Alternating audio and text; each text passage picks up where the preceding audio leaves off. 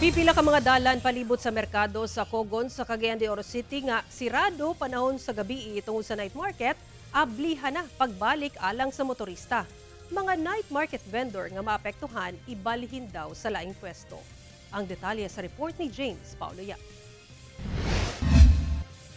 Gisugda na sa Night Market Management Committee sa Cagayan de Oro City LGU ang ilang pagpahibalo sa mga ambulant vendor o mga night market vendor palibot sa Cogon Market nga sugod sunod semana.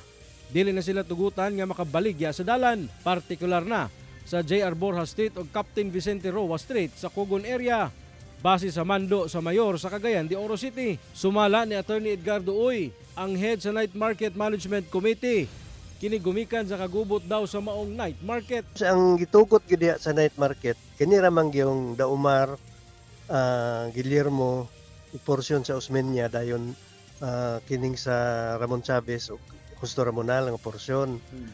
Wala gid na dapat lugar di J.R. Borja, Vicente Roa.